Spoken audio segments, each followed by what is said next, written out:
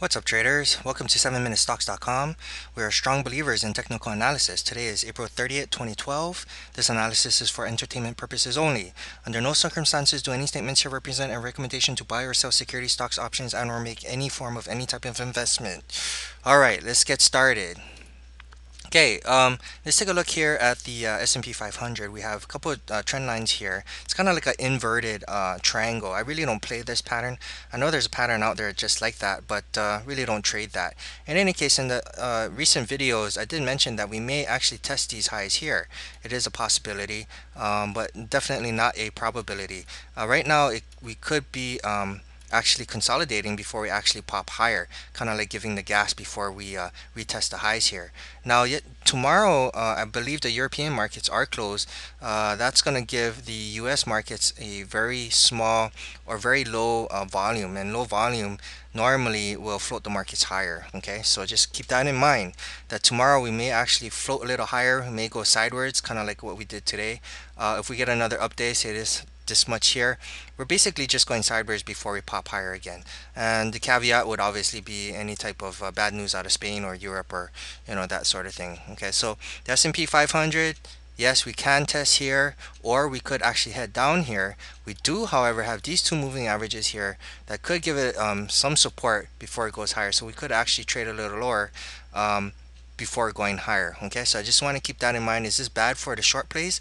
No, it's actually good, because if we do float up tomorrow, that'll give us a better position to find more shorts, because I still think I'm not really bearish or bullish in the market, but I still think overall the market should be heading down, and we did however make a top here. But anything can happen. If we close above the high here, then everything's negated. Actually close and confirm above, then the top would be obviously negated.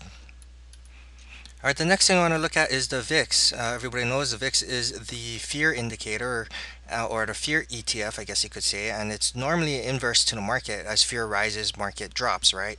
And as fear decreases, and the markets rise. So in the previous videos, if you looked at the other videos, we had this trend line here. I think the previous video I made, we had this red candle, and I said we probably would get a bounce off of this bottom trend line.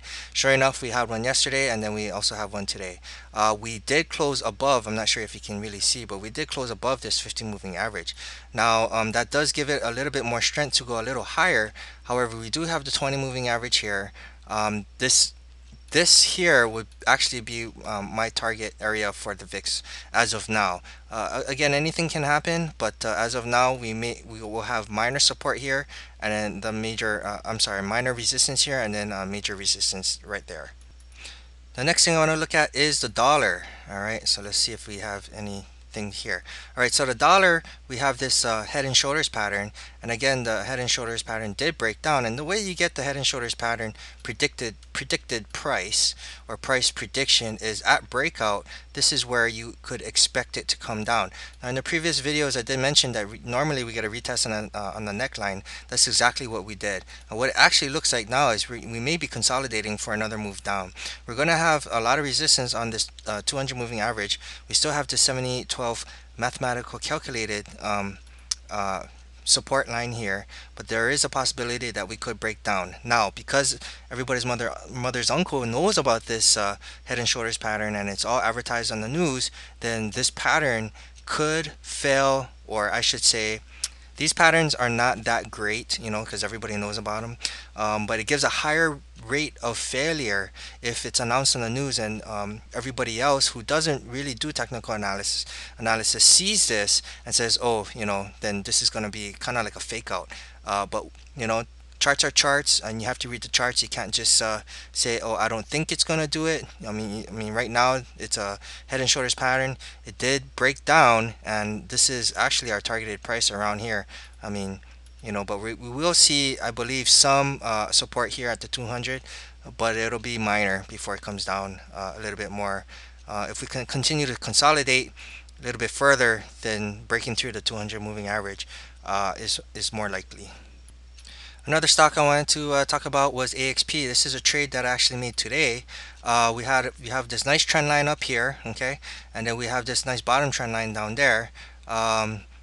Obviously, this trend line up here would be one indicator. Another indicator is this shooting star, and And then normally I would wait till the price gets up into these levels here because it's close enough. However, because the candle already made a shooting star, I took a short trade right at these level, right at about this level here. Okay, so after it clears the head or the body, I'm sorry, the body of the actual candle is normally when I take the trade. Okay, so we have these calculated formulas up here indicating pretty strong resistance. There's a possibility that we might break up into these two resistance point here, but I really don't think it's going to get much higher than that. Okay, so that is for American Express. Would it be too late to short now? Actually, no. If we don't get a gap down tomorrow, or actually we float up tomorrow, you could actually take this trade as long as you do not close above the tail part of this candle here. The trade will still be good. Okay, your stop will be obviously a close above this candle or a confirmation above that candle. Okay. And last but not least, we have good old Amazon. Okay, Amazon went up another, I don't know, $5 or $6 or something. My software isn't really picking it up right now. In any case, Amazon broke through the 78.6 level on a Fibonacci retracement, which is a level that it bounced off from yesterday. And then I also had this resistance line here yesterday for a intraday trade. Now the next intraday trade that I would probably look into taking will be this level here. And then as a swing trade, then I would wait for a double top. I would really like it if it got to a double top for swing trade. But as an intraday trade, you can take this level here. Looks pretty good to me. Okay, so that's it for today's analysis. I think I'll do a little bit more research on Amazon. I have to input my mathematical calculation to see if it comes near. And that is your 7-minute stock update. Until I see you again, have a nice evening.